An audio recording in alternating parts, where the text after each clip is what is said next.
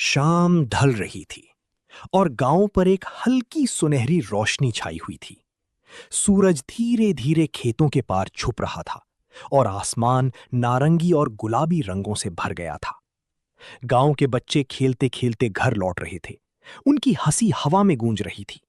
गलियों में गाय और बकरियां भी अपने घर की तरफ बढ़ रही थीं, जैसे उन्हें भी शाम का वक्त समझ आ गया हो।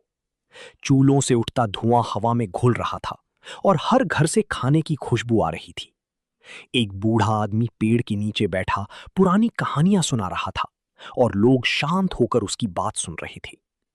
मंदिर की घंटी की आवाज ने माहौल को और भी शांत और पवित्र बना दिया। नदी के किनारे हल्की हवा चल रही थी, जहां कुछ लोग दिन भर की थकान दूर करने बैठे थे। धीरे धीरे अंधेरा बढ़ने लगा और आसमान तारों से भर गया। रात गहरी होने लगी थी और गांव पर एक शांत सी चादर बिछ गई थी।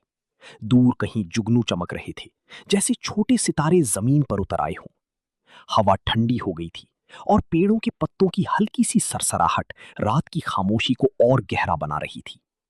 एक छोटा लड़का अपनी दादी के साथ आंगन में बैठा आसमान की तारे गिन रहा था। दादी उसे कहानी सुना रही थी, जहां सपने और सच एक साथ जीते थे। धीरे धीरे घरों की दिए बुझने लगे, पर उनकी रोशनी की यादें हवा में रह गईं।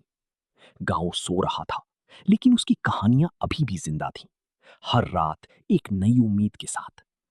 सुबह होने से थोड़ी पहले गांव अभी आधी नींद में था। आसमान हल्का नीला होने लगा और दूर से मुर्गे की आवाज सुनाई दी। ठंडी हवा खेतों से गुजरती हुई घर तक आ रही थी, जैसे नई सुबह का पैगाम ला रही हो।